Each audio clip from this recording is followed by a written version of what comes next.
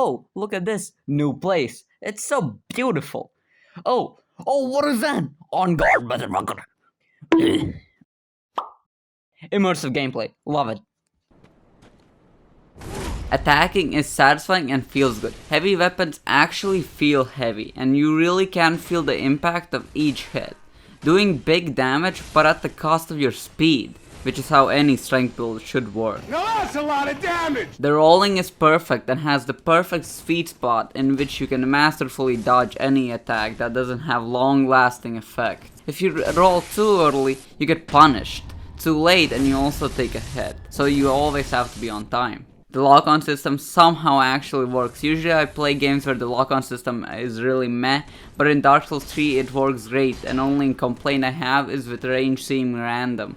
Also, it has a problem with keeping locked on flying targets, but all that pales in comparison to the music.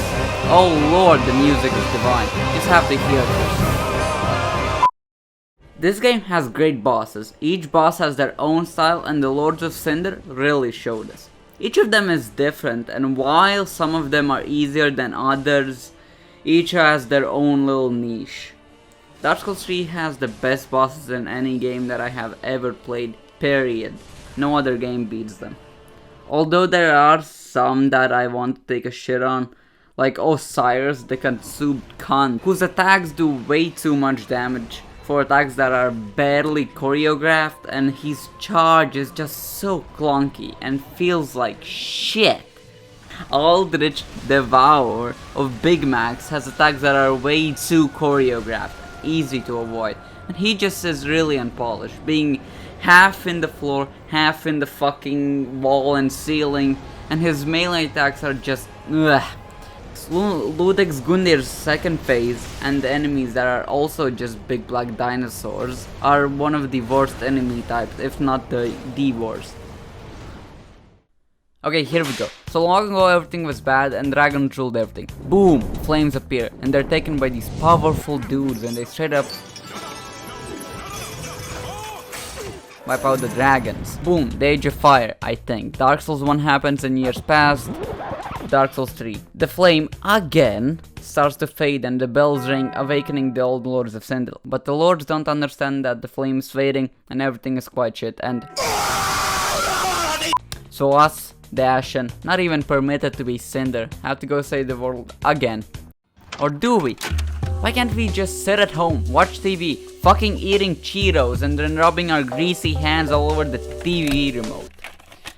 Anyway, we set out and this is how I did it. We go kill Gundir the Bitch, then we go to the High Wall Rotek where we beat in Ward's face. After that I kill the cursed Rotek Greatwood by hitting his balls a bunch of times. Then I slap around the Crystal Sage like the good woman abuser that I am. And then we finally meet the first Lord of Cinder, the Abyss Watcher. Cool boss, yeah, cool mechanics, cool. Then, with them gone, that's 1 out of 4 lords defeated. We go kill a bunch of god-loving bitches called the Deacons, and we teach them that God might save your soul, but he won't save you from a goddamn sword. After that we unlock Boreal Valley, but we will go there later. First we have to endure the worst area in the whole game. The motherfucking smoldering lakes is shit. I killed the old Demon King, then we finally move on to Pontiff Sulfan, who I really liked, but he did have some bullshittery. After that I deal with Aldrich. He's not really anything special, but that's now 2 out of 4 lords. And right after I deal with Yorm the Giant, which is a cool and unique fight using the Storm Ruler and straight up anime style, slicing his dick off. That's now 3 out of 4 lords defeated. Then Emma, the priestess of Lothric, says, "Get over here," summons our asses to the Lothric castle, says, "Peace out,"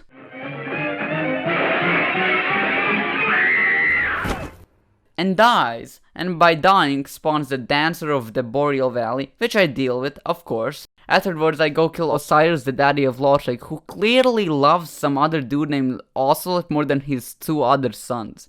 Afterwards, I go kill the Ancient Wyvern, and then I go to the future without the flame, and then I go deal with some armor that just won't stop moving, called Dragon Slayer armor. And then finally I get to Lothric, the final Lord of Cinder, who weirdly doesn't have any knees. So I'm guessing he got his knees snapped because he couldn't pay his gambling addiction. Then the motherfucker got revived and it became a 2v1, which was just plain old unfair, so I beat their asses so hard that an abusive mom would be proud of me. And that meant all the Lords of Cinder were dead now, and in my possession. But I wasn't done. See, you have to actually deal with the soul of Flame of Cinder, the first bonfire basically. And if you picked up the Firekeeper's eyes in the future without Flame, then you can do what I did, which is giving the Firekeeper her eyes, and with her eyes she can see into the future, she can see that we kinda betray her, not really, and asks of our true intentions. And I chose to extinguish it. I said that I would, say bye-bye. Fuck your life! Bing bang!